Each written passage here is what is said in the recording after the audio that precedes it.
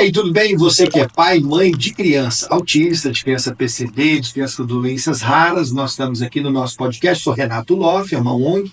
Essa ONG tem por objetivo trazer instrução, trazer dicas para vocês. E hoje nós vamos focar nas crianças autistas, ok? Nós estamos aqui com a nossa psicóloga do Instituto de Neurodesenvolvimento, Cognição e Educação Inclusiva, INSEI, que é a Fabiana Martins. Fabiana é formada na UFMG, fazendo mestrado na UFMG, psicóloga.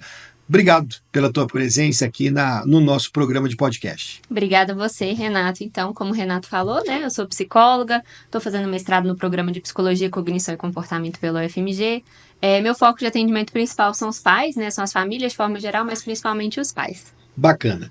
Chegaram algumas perguntas para mim, eu quero já iniciar nosso podcast fazendo algumas perguntas para você. Como a psicologia pode contribuir para o atendimento de crianças com autismo? E aí? Entendi. Então, Renato, a psicologia ela pode atuar em algumas formas, né? De algumas formas no autismo. Como eu disse, eu atuo com pais, né? Eu trabalho com pais. E o trabalho com pais é uma das principais formas de atuação na psicologia com o autismo. Por quê? Porque a gente vai utilizar o ambiente natural da criança, né? Então, a casa dela, o momento que ela tá com os pais dela, que é a maior parte do tempo que ela passa mesmo em casa, para que ela consiga aprender habilidades que são importantes no nosso desenvolvimento, né? Então, a gente ajuda os pais a conseguirem tanto manejar comportamentos, né? Que a gente fala que são desadaptativos, por exemplo, quanto também a ensinar habilidades básicas de comunicação, por exemplo, fazer contato visual, imitação, apontar, enfim, falar, a gente consegue ensinar isso tudo. E a gente também pode atuar diretamente com as crianças, né? Tanto na parte de terapia mesmo, então com crianças às vezes mais velhas, de nível de suporte 1, que podem precisar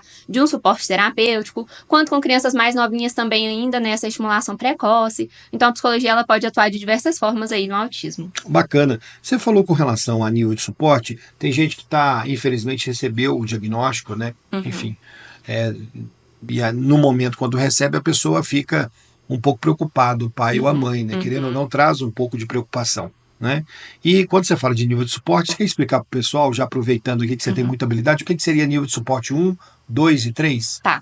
Então, o autismo ele é um espectro, então a gente não consegue exatamente falar assim, a criança com nível de suporte 1, ela tem essas habilidades e essas dificuldades. Não necessariamente isso, mas a gente vai falar sobre o nível realmente, assim, que a criança precisa de suporte no dia a dia para realizar atividades básicas, né, para atividades de funcionalidade, enfim, se ela consegue se vestir sozinha, se ela consegue falar, se ela não consegue falar, se ela precisa de algum outro tipo de comunicação, se ela precisa de ajuda para se alimentar, se ela consegue se alimentar sozinha, enfim. Então, todas essas coisas vão fazer parte do que a gente chama de nível de suporte.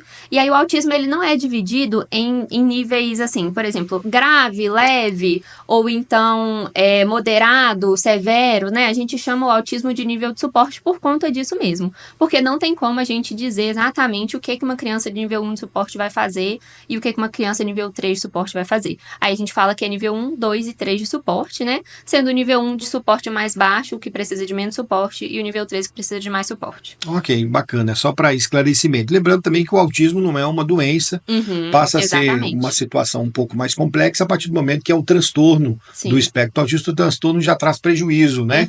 Não é mais ou menos isso, né, Fabi? Isso. A gente não fala que o autismo ele é uma doença. Na verdade, a gente vai entender o autismo mais como uma condição do que como uma deficiência, por exemplo. A nível de legislação aqui no Brasil, a gente entende o autismo como uma deficiência. Então, crianças com autismo, elas têm direito, por exemplo, à prioridade, né, enfim. Mas a gente entende o autismo mais como uma condição neurológica mesmo. Então, crianças com autismo, elas são pessoas com autismo, né? São pessoas que têm um funcionamento cerebral que é diferente. Não necessariamente ele é um problema ou ele é uma deficiência, mas ele é diferente mesmo do funcionamento típico. E tendo um transtorno, traz um prejuízo, e esse prejuízo pode ser de comunicação, de interação social, e aí sim é necessária a intervenção, não é isso? Isso mesmo. Aí a gente vai falar que como o autismo ele é um transtorno, né, ele causa prejuízos. Para a gente diagnosticar, a gente precisa identificar se existem ou não prejuízos no funcionamento desse indivíduo.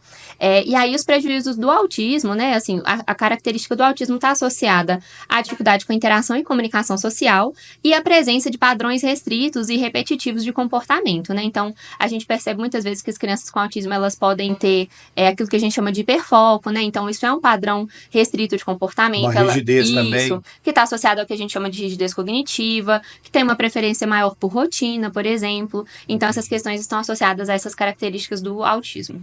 Outra pergunta que chegou pra gente: por que as crianças com autismo têm dificuldade com mudanças na rotina? Exatamente isso que eu estava falando, né? Então, é comum que as crianças com autismo, elas tenham aquilo que a gente fala de que é rigidez cognitiva, né? Então, isso está associado a essa característica do autismo de padrões restritos e repetitivos de comportamento. E aí, o que acontece quando a gente tem uma mudança na rotina, né? Que é o que causa, às vezes, crises, né? Assim, desregulação nas crianças com autismo. Essas crianças, vamos pensar uma criança que ela não tem muita noção do que acontece no dia a dia dela, ela não tem muito controle sobre o que acontece. Previsibilidade, exatamente. Então, a gente que é adulto, eu sei mais ou menos que horas que eu vou acordar, que horas que eu vou tomar café, que horas eu vou almoçar, que horas eu vou sair do trabalho, que horas eu vou voltar para casa, que horas eu vou dormir, né? Essas coisas podem mudar? Sim. Mas, de forma geral, a gente tem uma noção sobre como que as coisas acontecem, a gente sabe olhar as horas, a gente tem o nosso celular, a gente consegue acompanhar o tempo inteiro.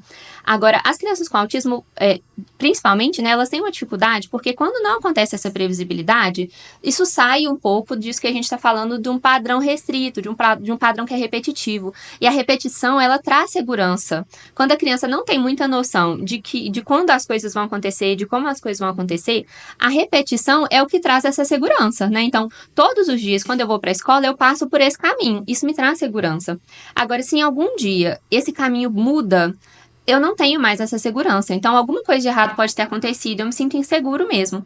E aí, onde podem acontecer, né, algumas desregulações nas crianças com autismo por conta disso, porque elas precisam, às vezes, dessa segurança maior, dessa previsibilidade do que vai acontecer, para que elas se sintam mais seguras mesmo e consigam ter uma rotina mais tranquila. Então, quando a gente fala dessa questão da mudança na rotina, né, não só no caminho para a escola, por exemplo, mas se vai almoçar num determinado horário ou em outro, se vai para a escola de manhã ou à tarde, quem que vai ver ao longo do dia, né?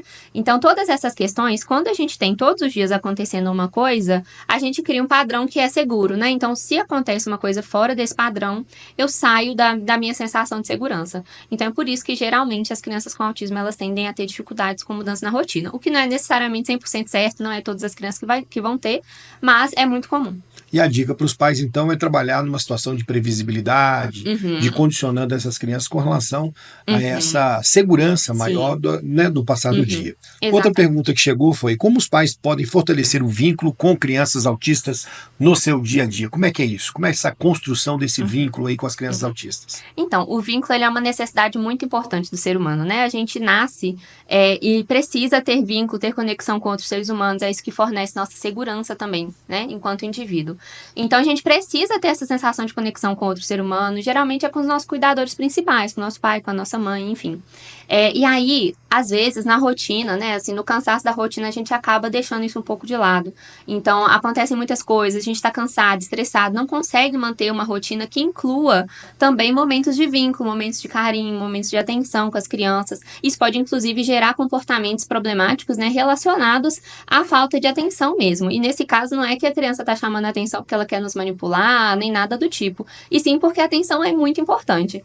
Então, é muito importante a gente tentar estabelecer uma rotina que inclua esses momentos com a criança. Então, a gente pode falar até do que a gente chama de recreio especial, que seria tirar um momento todos os dias, por exemplo, 20, 30 minutinhos para brincar com a criança, daquilo que ela quiser, e aproveitar esse momento para elogiar, para demonstrar carinho, para falar que ama, para abraçar, enfim, né? Então, ter um momento diretamente com a criança que vai fortalecer esse vínculo, que vai fazer com que a criança saiba que todos os dias ela tem acesso aos pais, que ela tem acesso a esse momento de atenção e de carinho. Então, mais vínculo, mais segurança, mais previsibilidade. Exatamente. Mais, né? Ok, muito interessante. Outra pergunta.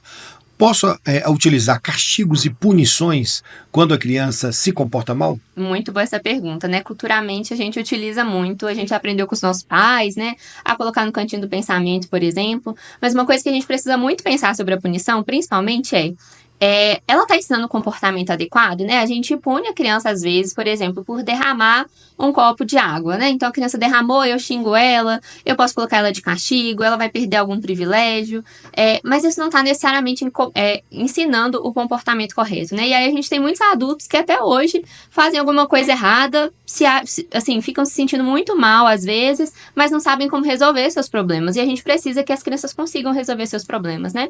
Então, às vezes, a gente xinga, mas a gente não ensina a limpar o que foi bagunçado, o que foi sujo, né? Então, é muito importante, às vezes, a gente pensar mais em utilizar consequências diretas, por exemplo, no comportamento. Então, se sujou, a gente tem que limpar, né? Nós, enquanto adultos, precisamos limpar. Se eu derramar um copo de água na minha casa, eu vou precisar limpar. Então, é muito importante que nessas situações a gente tente utilizar consequências mais diretas, que a gente evite usar punições mesmos e castigos que não estão nada associados ao comportamento, mas que também a gente ensine comportamentos mais adequados, né? Então, no caso de derramar um copo de água, pode ser limpar, mas no caso sei lá, deixa eu pensar num outro exemplo, né, assim, de comportamento que aconteça, a gente tem que ensinar um comportamento que é mais adequado. Por exemplo, se eu pegar uma criança que está se comportando mal, né, assim, entre aspas, porque ela precisa de atenção, ela tá jogando alguma coisa no chão para eu pegar e dar atenção para ela. Eu ensino para ela como que ela pode me pedir atenção, me pedir um momento, me pedir um carinho de forma mais adequada. Então, quando eu faço isso, eu tô falando, olha só, você fazendo isso, você não ganha aquilo que você precisa, mas se você fizer isso, você ganha.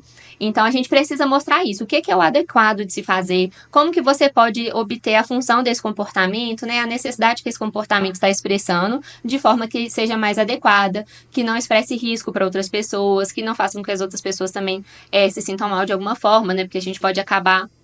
Tem crianças que têm comportamentos mais agressivos ou que machuquem ela mesma. Então, a gente não quer que isso aconteça. A gente quer que elas consigam se comportar de forma que atenda às necessidades dela, mas que também sejam socialmente adequadas. Fabiana, uma área da psicologia que é muito forte, que é uma ciência, né, que é o ABA, né, hoje é muito utilizada na questão do manejo comportamental dessas crianças autistas e tal. Aquele pai ainda que não sabe, né, o que significa ABA e como que o ABA atua, você poderia dar uma palhinha pra gente com relação a isso? Claro, com certeza. A análise do comportamento, né, que a gente chama de ABA, análise aplicada do comportamento, que do inglês vem Applied Behavior Analysis, por isso que é ABA. E aí a gente fala que é a ABA porque é uma ciência, né? Muita gente fala que é um método, por exemplo, mas é uma ciência. A análise do comportamento aplicada, então, ela é um braço da análise do comportamento, da ciência do comportamento, e essa ciência ela tem outros dois braços, que é a análise experimental do comportamento e o behaviorismo radical. O behaviorismo radical é a filosofia dessa ciência, a análise experimental do comportamento vai pegar, então, alguns pressupostos dessa filosofia e vai experimentar, vai identificar como que funciona, como que o ser humano se comporta, por que o ser humano se comporta, se a gente consegue prever o comportamento, não só do ser humano, mas dos seres vivos de forma geral. E aí a gente vai pegar esses preceitos que foram ali testados na análise experimental do comportamento e vai aplicar para contextos socialmente relevantes, a educação, a clínica, a saúde de forma geral. Então, quando a gente fala de análise aplicada do comportamento, é esse braço da ciência, né, do comportamento, que vai utilizar os princípios comportamentais em problemas socialmente relevantes. Então, quando a gente fala de crianças com autismo, a gente utiliza a análise do comportamento aplicada exatamente porque ela entende como que o comportamento acontece, por que o comportamento acontece. Então, eu analiso, toda vez que acontece isso, essa criança se comporta assim e tem consequência tal, né? A gente chama isso de análise funcional do comportamento. Quando eu faço isso, eu consigo tanto ensinar novos comportamentos baseado nesse ABC do comportamento, nessa análise funcional do comportamento, quanto eu também consigo identificar qual que é a função desse comportamento para substituir ele, para evitar que ele aconteça, porque não é um comportamento que é socialmente adequado. Enfim, então quando eu entendo por que o comportamento acontece, eu consigo intervir nele, tanto para ensinar um novo comportamento, quanto para reduzir a ocorrência de um comportamento que possa ser inadequado.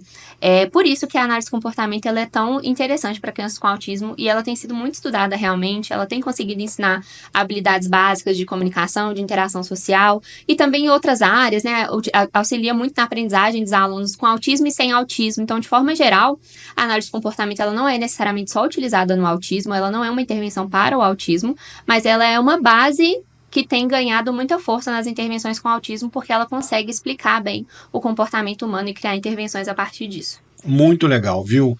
Obrigado, viu, Fabiana? Fabiana é psicóloga, Fabiana formada na UFMG, fazendo mestrado na UFMG também, trazendo informações aqui importantes da área da psicologia, né? Da área da psicologia para as famílias atípicas aqui. Suas considerações, então, finais, Fabiana. Quais são as suas dicas, né, para a família e as suas considerações finais? Eu acho que isso que a gente falou aqui hoje, né, Renato, sobre ter uma rotina, sobre dar previsibilidade, antecipar eventos na rotina, né, que possam sair daquilo que é comum, usar agendas lúdicas, né, assim, o máximo que a gente puder de dar de previsibilidade para as crianças, acho que ajuda muito. Ter momentos de conexão com a criança, mas não só momentos que são planejados, mas momentos ao longo do dia mesmo. Então, a gente tende, às vezes, ele tá brincando lá quietinho, não vou mexer com ele não, senão estraga. Mas esse, às vezes, é o momento que a gente precisa ir até as crianças, é o momento que elas não estão fazendo nada, elas estão só sendo crianças mesmo, mostrar que a gente ama, que a gente tem carinho, elogiar, né, estar ali com ela, brincar com ela, passar tempo com as nossas crianças é muito importante, né? A infância, a Lia Luft, né, fala sobre a infância ser o chão que a gente pisa a vida inteira, e é isso mesmo, né? A gente precisa cuidar muito da infância das nossas crianças para que elas consigam crescer e ter as habilidades que são necessárias, mas que elas também consigam ter autoconfiança, que elas consigam ter uma boa autoestima, que elas consigam ter bons relacionamentos. Então a gente precisa cuidar muito da infância delas por conta disso. Obrigado, Fabiana Martins, psicóloga, mestre, fazendo mestrado na UFMG, trazendo informações importantes da parte da psicologia aqui para o nosso podcast aqui do Renato Loff, que é uma ONG aí que faz dicas, que faz, né, esclarecimentos para a população. Muito obrigado, viu, Fabi? Obrigada a você, Um abraço. Renata. Fica com Deus.